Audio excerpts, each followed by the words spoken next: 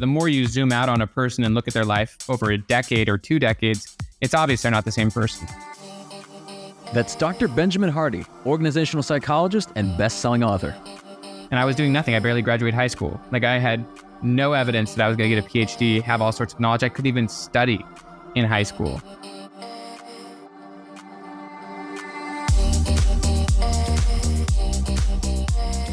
I'm Michael Mogill, founder and CEO of CRISP, the nation's #1 law firm growth company. I've built my business through practice, not theory. CRISP started with just $500 to my name and has grown to over 8 figures in revenue over the last few years, earning a spot on the Inc. 500 list of the fastest growing private companies in America. Our approach has been to take everything we've learned about generating massive growth within our own organization and help the country's most ambitious and committed law firm owners do the same for theirs. In each episode of this podcast, I sit down with innovative market leaders from the legal industry and beyond to learn from those who thrive in the face of adversity, challenge the status quo, and define what it means to be a true game changer. Today, we're revisiting one of our most popular episodes from the podcast where I sat down with Dr. Ben Hardy to discuss how and why people change, the mindset needed to transform yourself, and the benefits of being hyper-focused on the future you want to create. And if you're serious about creating the future you want, you are required to make a shift in how you see things. You're required to change the meaning and the narrative you have around what's happened in the past. And you've got to then become really honest with yourself and with everyone else that this is the future you genuinely want. That's coming up on the Game Changing Attorney podcast.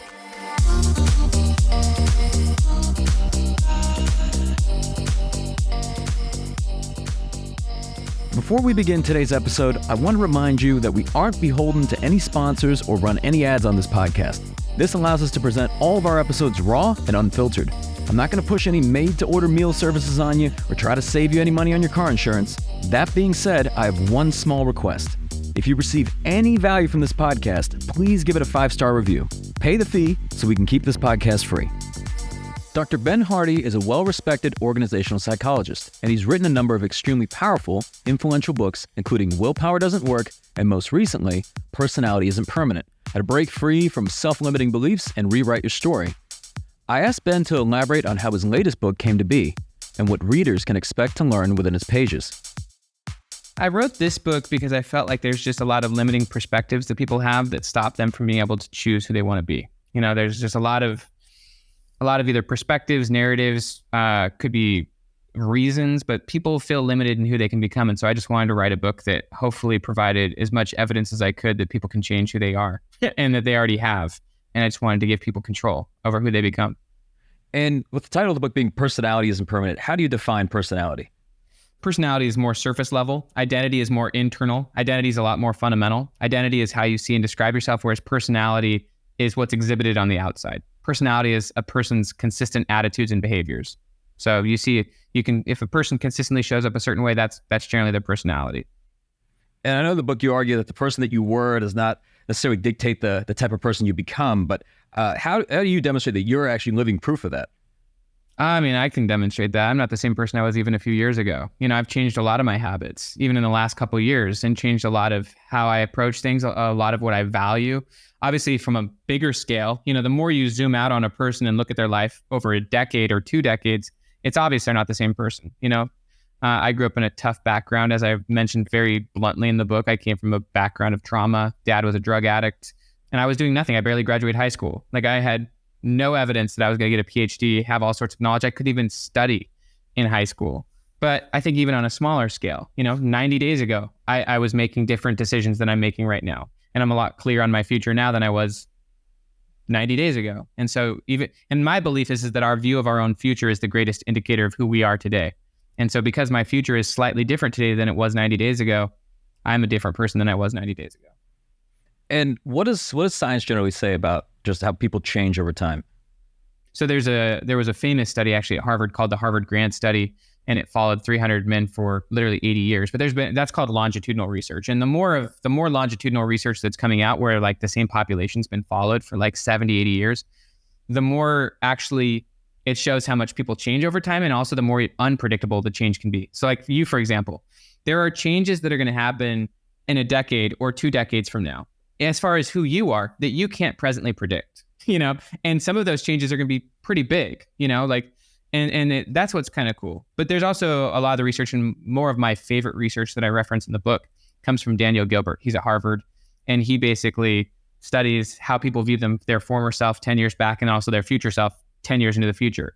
And most people very much underpredict how much they're going to change. Like just, thinking about yourself or anyone listening, there are probably things that you valued or cared about or invested a lot of time or energy into, or decisions or habits that you had 5 or 10 years ago that honestly you just don't care about right now.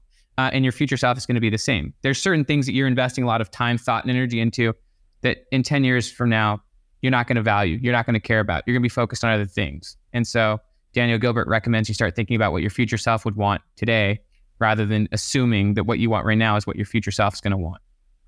And there's something interesting you mentioned in the book, that the more emotionally evolved that one becomes, the less defined they are by their past and the less constrained they are by their circumstances. Why emotionally evolved?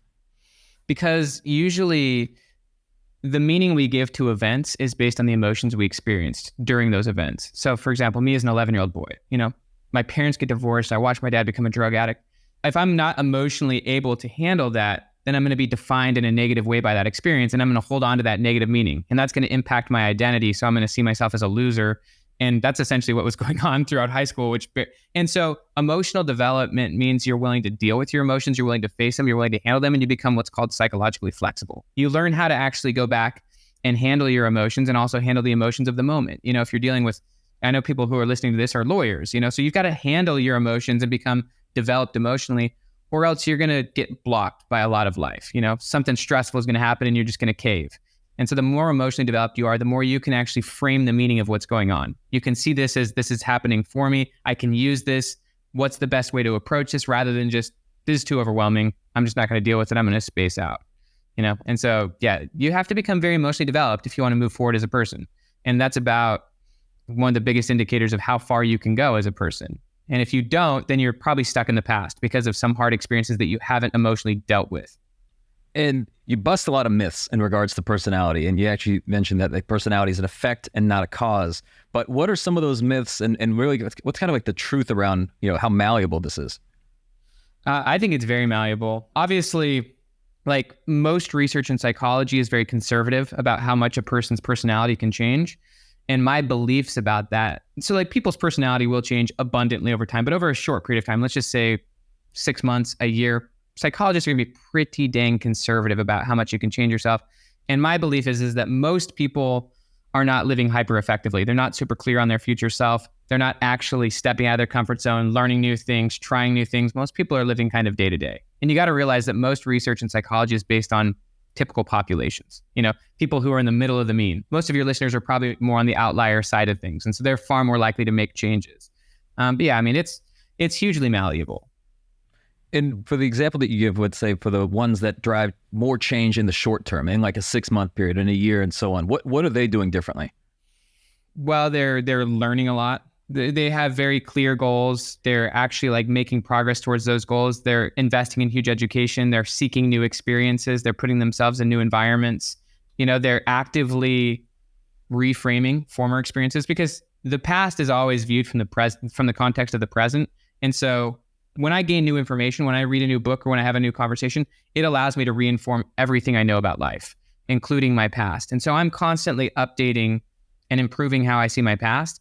And I'm constantly clarifying what I do for my future. There's processes that successful people go through where they're actually making really big progress on a monthly or on a quarterly basis, and they're measuring that progress. And so I think if you have specific goals, and there's a lot of researchers on this, if you have specific goals to improve yourself in certain ways, and you're actually like regularly measuring and reporting those goals to other people, you've got accountability around that, you can make huge change. You can go from someone who's not very good with people, or someone who's really shy, to someone who's excellent at speaking with people, who's excellent in a room. You can go from someone who's not that great at writing and communicating to someone who's excellent. If you got really good goals, you're invested in it, you're educating yourself on it, and you're regularly reporting and measuring your progress. It seems like goals are tremendously important in all this, and just having clarity around goals and clarity around purpose. I remember the story you mentioned, I think, of Andre Norman, right? It just kind of how his life changed throughout, and it really how his goals changed, if you could speak to that. So there's like two major concepts that drive my thinking on this. One is called teleology and philosophy. And basically teleology and philosophy, and I will get to Andre because his story really explains it. But in philosophy, there's a concept called teleology. And basically what it means is that everything we do is to create an end. So like right now, you and I are having a conversation. We came to this conversation because we're both trying to produce a result. Maybe individually the results are slightly differently, but the one result is for us to have a conversation and to produce a podcast. The people who are listening to this because they're trying to create a result, which is listen to this podcast, either entertain themselves or learn. So every behavior that we do, whether it's go to the bathroom, go to the grocery store, hang out with friends, is to create an outcome. And so all behavior is goal driven. And in psychology, the concept is called prospection. And basically what it means is that as human beings, the thing that makes us conscious versus plants and animals is that we can imagine different future scenarios and we can make decisions in the present based on what we think is going to happen in the future. Most plants and animals, and other, like, I guess you could call it lower intelligent beings, are reacting to external stimuli. Whereas we can make decisions based on the future that we want. That's called prospection. Everything we do as people is based on the future we see for ourselves. And so I think goals are really important, even if you don't call them goals. And our identity is based on the future that we see for ourselves. And so Andre Norman is a friend of mine. He's actually in several groups that I'm a part of, but he's someone who really clarifies this perspective. So he grew up in the hood of Boston and basically was just a troublemaker, but he had one teacher that really cared about him, and she was his band teacher, and she got him interested in playing the trumpet. And because she was nice to him, he was like reciprocal. He went to her class. And because he was actually going to class and investing in it, he actually started enjoying the trumpet, and that became a part of his future. Like, he actually saw the trumpet as being something that he would love to see himself doing. And so it became a part of his identity. And whatever you see for your future is what's driving your identity. Well, when he made it to junior high, his new high school friends or junior high friends, I'm not sure if it was high school or junior high, but they told him, he has to throw away the trumpet. And so when he threw away his trumpet, that became no longer a part of his future. Therefore, it was no longer a part of his identity. And as a result, he no longer felt the need to go to school because he no longer had a purpose for doing that. And so his goal then shifted. And it was just to be fully like the top dog among his friends. And that decision ultimately landed him in prison at age 18. And, the story goes forward. He's in prison. He wants to be the top guy in prison. And so whatever your view of your future is and whatever goal you're pursuing, that's the thing driving your identity, which drives your behavior, which ultimately becomes your personality, because your consistent behavior is your personality. And ultimately, the cool part about Andre's story is that he ultimately had like a coming to God moment where he was right at the end. He was about to kill several people, and he would have been in prison even to this day. But ultimately, he was able to question the validity of the goals that he was pursuing. And he then decided he was going to go to college. And so he made Harvard his vision, his goal. And just like the trumpet, he now had a new future. And so Harvard became the future that he then built his life around. And it took him 8 years to get out of prison, but he was able to filter all of his decisions through Harvard now, getting into Harvard.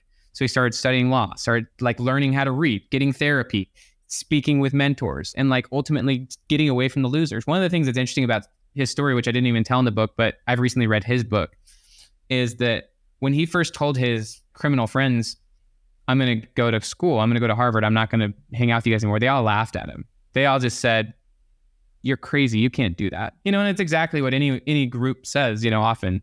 But they didn't believe him. And so he had to stop being around them, and he had to start surrounding himself with people who supported his future. But ultimately, all along the way, Andre's goal is the thing that shaped his identity and his behavior. Initially, it was to play the trumpet, then it was to fit in with his friends, then it was to be the top dog in prison, and then it was to get into Harvard. And he was able to do all those things. And now, if you were to talk to Andre, he has different goals. He's trying to be a successful speaker, an author, and things like that. And so that's the thing driving his identity. And so whatever you're going for in your life, that's the thing driving your identity and your behavior. So as you mentioned, it seems like goals are so fundamental to identity, but it's also interesting that you dived into where goals actually come from, to the actual sources of goals. I think you mentioned like exposure, desire, and confidence, because different people have different goals, but you really kind of explored even the root of where goals originate from. Yeah. The question is because we all project different futures and we then commit our present to whatever those futures are, the question is, well, where do those futures come from? Those are the source of our goals, what we've been exposed to, what we believe in or what we want or value, and then what we believe we can accomplish. And that became really clear to me, like when I got three foster kids from the middle of nowhere. They've got no exposure to a lot of things, so like their goals were probably to sit and watch TV all day, because that was like the best, that was all they were aware of. And in the book, I talk about Charlie Trotter, who I love the Charlie Trotter story because it's important for all of us. But Charlie Trotter was a famous chef. Oprah recommended his restaurant. He lived in Chicago, was one of the top fine dining restaurants, I think in the 90s. And he would regularly bring impoverished kids into his restaurant to expose them to something amazing. He would give them a full-scale fine dining meal for free. And the reason he was doing it was to show them that there was a new possible reality out there, way beyond probably what they had previously imagined. And so that's why I think it's important to have regular peak experiences, to have new opportunities, to put yourself in new situations, to see new realities, because what you're currently imagining for your future is based on what you're aware of. And I think that's another reason to learn a lot of things, read a lot of books, be around different interesting people, have new experiences, because then your perspective of what's possible becomes altered. I think the other important aspect of goals is just to question your current desires. Like right now, I know that I want things that my former self didn't want. I'm a lot more interested just, openly about my longevity, my health, and also my finances. Way more interested in that than I was 5 years ago. And so the goals that I have as far as for my money and for my health and even for my family with 5 kids. 5 years ago, I didn't have 5 kids. And so my goals and the things I value and desire and want are very different from what I was wanting and valuing 5 years ago. And I also know that in 5 years from now, my values may be slightly adjusted and the things that I really want and care about. And so I've got to think about that. Like, what would my future self want? Because maybe what I want right now is actually going to hurt my future self. And so those are where our goals come from. It seems like you're mentioning when you're looking at like your past, present, and future, like it's almost like looking at this as if they're different people, right? So at different stages of your evolution. Yeah, I think that's the best way to look at it. It's really good. Like there's a really good quote from Ernest Hemingway. Ernest Hemingway was a famous novelist, but he basically said that true nobility is not being superior to your fellow man. True nobility is about being superior to your former self. It's important to look back on where you were. So Dan Sullivan calls it the gain and the gap, measuring the gain, seeing how much progress you've made in the last 90 days or the last year. And it's really important to recognize that you're not the same person you were in the past. If the current version of you was put in former situations that you were in, you would probably do things differently. I know I would handle the situation differently if I was put in former situations. And I think when it comes to your past, it's important to be empathetic. It's important to be compassionate towards your former self and recognize you don't have to be the same person, but you also don't have to be angry at your former self. Instead, you can actually just be understanding that they were coming from a certain place. They were in a different situation. And now you know things that they didn't know, and you can do things differently as a result. I think it's really just important to realize we're different people. I mean, I myself am in a totally different place. You are too. I mean, where you're at right now, you're on a different starting point than you were 3 years ago. You're on a different starting point. You've got different knowledge, different perspectives. And so everything about your situation, if you were just to take it as a whole, is different from where you were at 3 years ago as a person. And when we talk about accelerating learning, and accelerating really growth, because I mean, who doesn't want to grow? And I think, most commonly what everyone always says, anytime there's an interview taking place or a job interview, that you ask them what they want and they say, I want to grow and I want to get outside of my comfort zone. So it seems like we do need to embrace uncertainty, but why do so many people struggle with that? There's a really good quote. I forget what her name was. She was a famous psychologist, but she said basically that most people prefer the certainty of misery over the misery of uncertainty. So like most people prefer the certainty of misery. Most people would prefer a future that's certain, even if it's a future that they don't love, rather than dealing with the misery of uncertainty, because uncertainty is difficult to deal with. That goes straight back to emotional development. Not being clear 100% on how things are going to turn out creates some form of anxiety. But I mean, if you have confidence, and as you build your confidence in what I would call flexibility, and as you have an increasingly high quality network, and also you have confidence from past experiences and successes, you get better and better at dealing with uncertainty. And so uncertainty is essential because your future self, if you're pursuing big goals or if you're pursuing a big future, obviously between you and there is uncertainty because you've never actually done it. But you have to get good with that because that's where freedom is. You either have uncertainty and freedom, or you have certainty and no options. And one other thought on that comes from Ellen Langer. Ellen Langer is a Harvard psychologist. And she basically said that if you want to make choices, you have to embrace uncertainty. Whereas if you don't want to make choices, then where choices are, there's always some form of uncertainty. So if you want someone who's making choices and has freedom in your life, uncertainty is part of the equation. And you just got to get better at dealing with it. One of the things you mentioned in the book, the importance of transforming your trauma. So how do you define trauma as you reference it in the book? I would have to think, I don't know if I've fully defined it for myself, at least in the last few months. But really how I see it is it's any negative experience that impacts your identity. So it's any negative experience. It could be big or small. It could be going to war. It could be being told you're bad at math or bad at drawing. But it's any experience that is usually highly emotional. And due to the emotions you experience, you create negative meaning, which impacts your identity. So if someone tells you you're bad at math, or if you fail a math test and it just sucks, you feel terrible. And then you're like, I can't do this. That's trauma. Ultimately, what trauma does is it shatters any form of imagination or hope towards the future.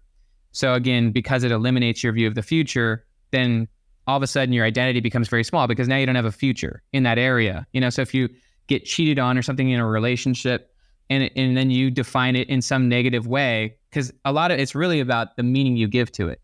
And the meaning comes because of how emotionally painful it was. But you gave some meaning that negatively shapes how you see yourself, and it diminishes your future. And then you become defined negatively by some past experience where you're just like, yeah, this happened, and so therefore I'm stuck as a result. And so all of it has to do with the interpretation you gave to an event. I was just going to say, because it seems like it's less about the event itself and more about the story that we tell ourselves about that event. It's about the story we tell, and usually it's based on the initial reaction we have. So there's a quote from Adam Grant, who's a really cool psychologist, and he said that wisdom is not believing everything you think, and emotional intelligence is not internalizing everything you feel. And so usually we all have initial reactions to experiences. Like if something bad happens or something shocking happens, you have an experience. Emotionally, you may be set off, but the idea is that you don't create some negative meaning about yourself and the world because of that. Instead, you take a step back. It's called emotional regulation. You might need a journal, have some conversations, but ultimately you frame it in a positive way, or you frame it in a constructive way so that you can use it rather than that your life's ruined because of this thing. So it's all about the meaning and the interpretation you give to it. And the cool part about reframing traumas is that you can go back and reframe the meanings of former experiences. Rather than it being a bad thing, you can choose to frame it as this was a good thing. And I know you talk about this almost like this personal narrative, but I know you mentioned journaling, but what are some other ways to almost like proactively alter or change our memories? I mean, a lot of it has to do with, coming up with a new version of the story, a new meaning, and then ultimately actively sharing that meaning. Because your identity, in many ways, a lot of it has to do with the story you tell about yourself, past, present, and future. And it's important to realize that the story you regularly tell about yourself is the way that you see yourself. And so if you take the time to actually look at former experiences and change the meaning of them, rather than viewing them as a negative, you actually look at all the positives that came from it, then the next thing you would need to do is tell people the new version of that story. Tell people, if next time someone talks to you about who you are and where you come from, rather than saying, this is where I am and this is why I am the person I am, you actually frame it in a different way. Rather than my parents' divorce being this thing that really sucks and it was hard, which is the story I had in high school, it's now something that I'm grateful happened because of all the things that I've learned, obviously the things my parents have learned. And so it's just telling the new story so that just becomes your new way of looking at it. Memory is very flexible. I mean, other things you can do are actually being in a safe environment and talking about it. What's interesting about memory is that when you bring up a past experience, you always integrate what's happening in the present. And so like one of the things that people do to help you reframe trauma is they help you weave in aspects of the present because the present feels safe. I feel safe with you right now. Maybe in the past I had an experience that didn't feel safe. And so I want to integrate aspects of my safe present into my past. And that could just be, bringing you into the equation, I'm talking to Michael, and, we're watching a podcast. And so you just want to integrate aspects of comfort so that then the memory gets recoded as this is a safe memory. This is something you can talk about. This is something you're comfortable with. For many people, radical mindset shifts come from significant, often traumatic experiences. For others, the catalysts driving deep internal changes are less dramatic, but no less impactful. I asked Ben to explain what types of experiences most often drive us to change our behaviors. I think that the catalyst moment is when you really start to question your current future. Andre, he was at a decision point where he was about to do something where he literally questioned, this is going to impact my big future. And so as a result, it became real to him that he probably needed to change his goal. As for myself recently, like I've made some adjustments, as I mentioned, to my fitness and stuff, and even to my diet. A lot of it's because, there's that quote that small hinges swing big doors. I've known as an example that some of my like decisions maybe aren't the best for my long-term future self. You know what I mean? But I've been procrastinating changing some of those things because I'm like, I'll still get there. But at some point you reach a point where you're like, if I keep this up, my future will be worse. And so the hinge point or the turning point is when you really get clear that like, if you stay on this path, you're going to regret the future you're creating. And if you're serious about creating the future you want, you are required to make a shift in how you see things. You're required to change the meaning and the narrative you have around what's happened in the past. And you've got to then become really honest with yourself and with everyone else that this is the future you genuinely want. It's really about finally committing to the future you want rather than pushing it off forever. And I think that when people are in a trauma state, they feel justified pushing the future off. And so at some point or another, when you reach that state where you're like, then you're required to change the narrative and the meaning about what's going on. All of this seems like just having this higher level of perhaps consciousness or awareness. And it seems simple, but so few people do it. But just having clarity around what it is that you want, why you want what you want, what the purpose looks like, all of this. It almost seems like many avoid doing this exercise unless there is some sort of negative or painful event that takes place that almost drives them to have to do this. Yeah, that's what Daniel Gilbert has found. Daniel Gilbert's the Harvard psychologist who spent so much time studying this, is he's found that people, they don't spend much time imagining their future self. And when you start to do it and you actually start to like when people who are investing money, when you're investing money and you're actually thinking big picture, then your future self becomes a normal part of your daily life. You're actually watching the evidence that your future keeps getting bigger. Like if your portfolio is getting better or your family's getting better, it starts to become a normal part of your life. But I would say for the majority of people, it's that whole idea of urgent versus important. Most people are just stuck on the urgent, and maybe they're still defined by negative traumas in their past that they haven't reframed. And so their identity is pretty small, therefore their future is pretty small. And they're still kind of regretting former decisions rather than forgiving their former self and just moving forward and maybe educating themselves, learning and improving and increasing their future. It's kind of funny, man. It's kind of crazy. But Gilbert really says most people think that who they are today is who they're going to be in the future. And I think when you realize that that's not true, that your future self will be different. And if you're not doing things that are smart right now, your future self's actually probably going to be worse. Your future self's going to be angry at you. Then that's why I just think it's really important to realize your future self's different, and what you're doing right now is setting your future self up for either success or disaster. Then you can start really questioning your decisions. Of course, we have to talk about environment. I know you wrote an entire book about it, which I loved. It's a phenomenal book. Willpower Doesn't Work. But how does environment or one's environment impact their personality? Oh my goodness. It's huge, man. I mean, I wrote Willpower Doesn't Work because of my younger brother is someone who I believe has more innate, not really innate, but he just has so much potential, but his life has always been one step forward, 10 steps backwards.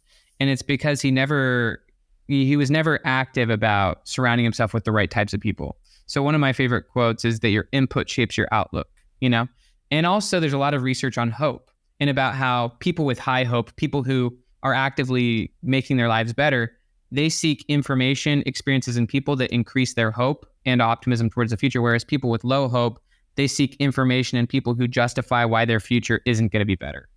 And so your environment is huge, dude. It's so subtle.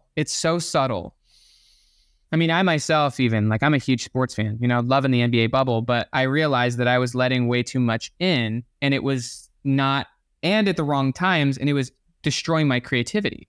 And so, I've gotten back to really listening to the right types of stuff in the morning when I'm trying to be creative, and all of a sudden my creativity and my mindset and my future gets a lot bigger and exciting, and I'm back to creativity. And so, yeah, your input shapes your outlook. You got to be really aware of the information and the people you're around.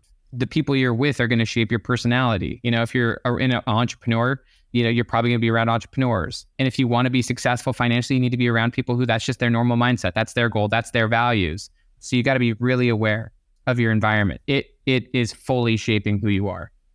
I'm a big believer in taking care of your mental nutrition, particularly when it comes to the information that you consume as a leader. This can also include creating an environment conducive to making progress, whether it's surrounding yourself with other ambitious, growth-minded people or shielding yourself from distractions and negativity.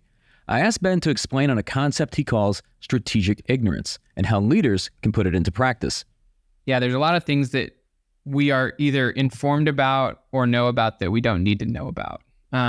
once you get really committed to a certain future self, a lot of what's going on is ultimately a distraction. Various news channels, what the most famous celebrities are up to. I mean, there's so many things that you just want to be ignorant of just because you just certainly don't have the time. You shouldn't be aware of everything.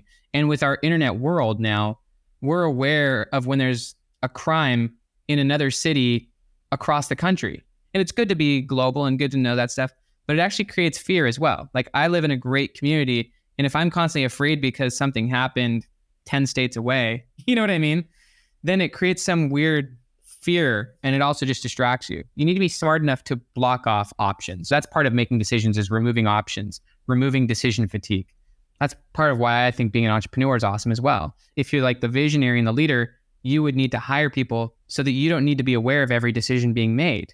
You can free your mind up to actually focus on the things that matter rather than having 1,000 ping pong balls going off your head. And so strategic ignorance is super important if you want to have high energy and clarity towards whatever you're trying to focus on. And if you're trying to do too many things at once, you're not going to be able to make good decisions. You're going to be in a state of decision fatigue, and it's ultimately going to stop you from taking steps forward.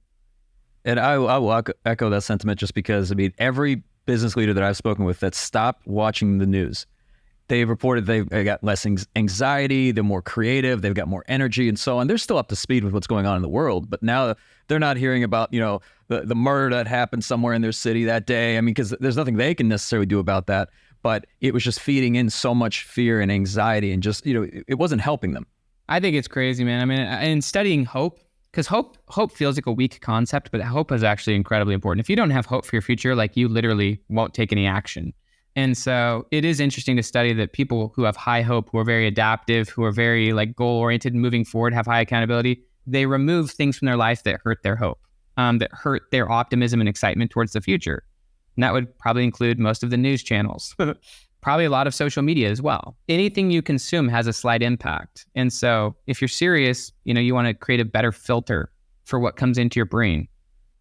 I've always felt that one of the best ways to achieve a goal, not just being clear about it and not just, making it public and so on, but you mentioned the concept of forcing functions. So I didn't know this was the terminology for it, but I know a lot of people that are afraid to do this, but I tell people that if you're 100% committed to something, doing this almost makes it a certainty. How do you define a forcing function? Yeah, and I'd love to hear your thoughts on it. But forcing function is essentially any form of situational constraint that you put in place that forces you to take the action you want. It could be being involved in a collaboration, where your part of the process negatively impacts them. So working with other people is a forcing function, especially people you respect, because your results impact them. Other forcing function could be just a really short deadline. That's a situational factor that forces you to create a result. Being highly invested. So essentially it's just any factor that, because it's there, forces you to create the result you want. And you can do it in big and small ways. If you leave your cell phone at work and then you go home, that's kind of a forcing function. You can't keep looking at it because you've left it at home.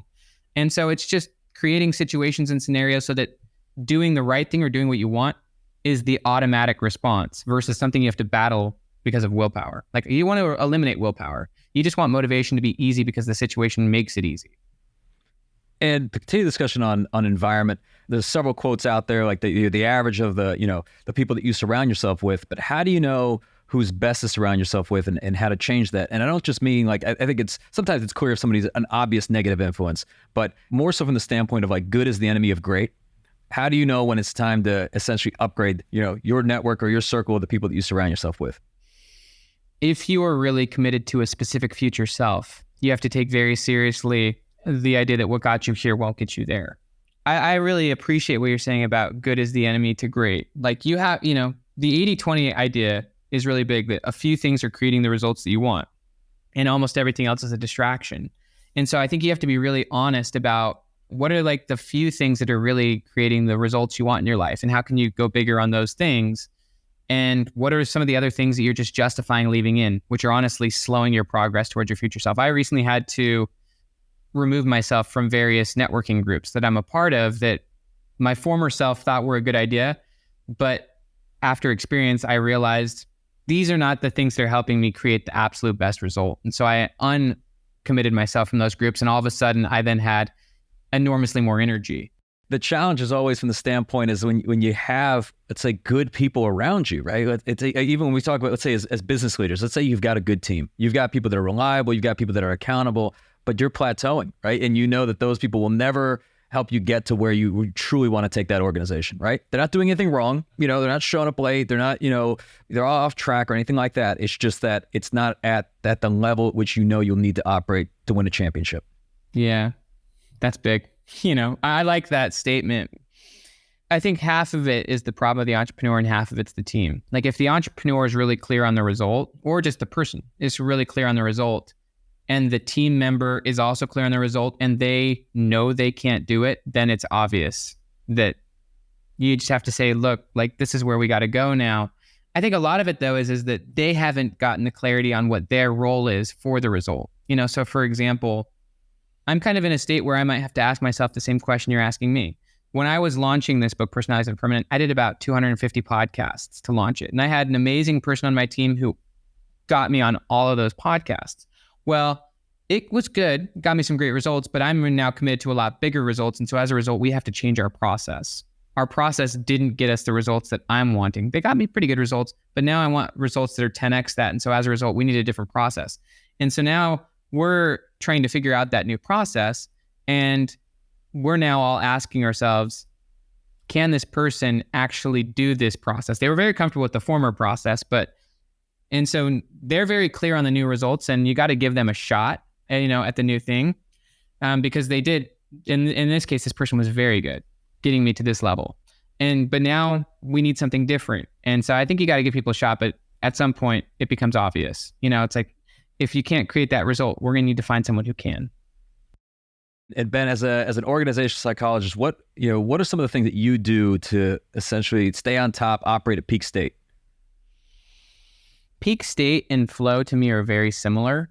And really what it's about is, one, not try to do too many things at once. In fact, flow requires that you're trying to produce one outcome at a time. So for you and I, the outcome that we're trying to produce is to have an epic conversation. And so right now, if I try to do anything else, even just to quick a peek at did I get any text? That's me trying to get a different outcome. So flow and peak state require trying to do one thing at a time. It's not that complex, but you're not going to be in a peak state if you're not in flow. And so it's trying to create one outcome at a time, a lot of recovery. I love the quote from Brian Tracy, where he essentially said, work is about quality time. It's about doing the few things that really matter that produce big results, whereas family is about quantity time. And I think there's a lot of research about what I would call psychological detachment from work. There's a lot of research on this. You need to work probably less. You need to recover more and have more clarity on what are the few things that really matter, and put your best energy and effort towards those few things and take lots of time to recover. And so for me, it's about having less goals, but when I'm actually working, I'm hyper focused and I'm recovered and I'm doing the few things I know will create the biggest results. And a lot of it's recovery, and also having less goals, honestly. Really trying to go big on one thing rather than being okay at 5. That's how you get into a peak state. And that's how you have a lot more flow, as you pursue less things, but you pursue a lot bigger and higher things that require you to be focused. Applying forcing functions gets you into a peak state, and having deadlines, being really congruent with your future self and what you're doing. Also eliminating things. Eliminating things really enables peak state. When I eliminated that one relationship, and also when I recently eliminated an addiction that I had. For a long time, I would say fairly addicted, not totally addicted. It wasn't ruining my life, but to caffeine. I would just use caffeine, and I mean, it's not like caffeine's a killer. My life was really normal. But for me, I could tell that it wasn't resonating with the future that I wanted. Everyone has different future selves, but that was something that was impacting me. Just like keeping myself in that networking group was creating decision fatigue. And so by eliminating, whether it be a habit or whether it be a relationship, those things free you up. And the more free you are towards the future you want, the more in flow you'll be, because your life will be a lot more simple.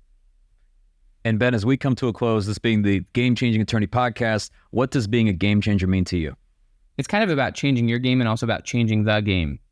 My game, the game I'm playing right now is very different from the game I was playing 3 or 4 years ago. 3 or 4 years ago, I was trying to become a professional author. Now it's how do I get to the higher level? So I think hopefully being a game changer means that you're constantly playing a better and a different game than your former self, and that your future self is the one driving that game.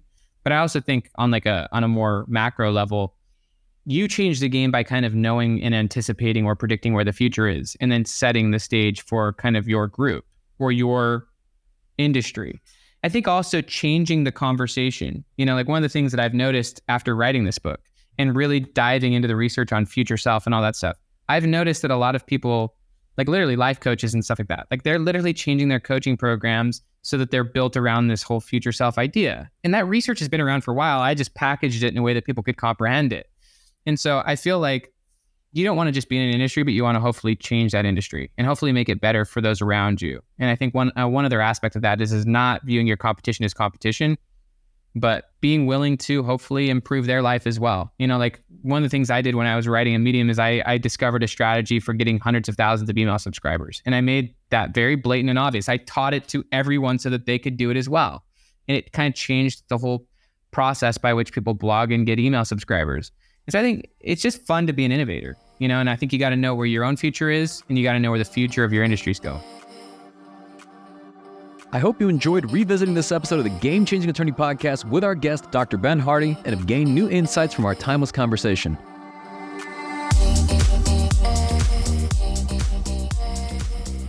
If you found this episode valuable, here are 3 free ways that I can help you grow your law firm. Number 1, download the first chapter of my book absolutely free at GameChangingAttorney.com. Number 2, you can shoot me a text at 404-531-7691 and I'll answer any question that you've got for me. And finally, number 3, if you can leave this podcast a 5-star review, it'll help us gain access to more influential thought leaders and bring their lessons learned here to you.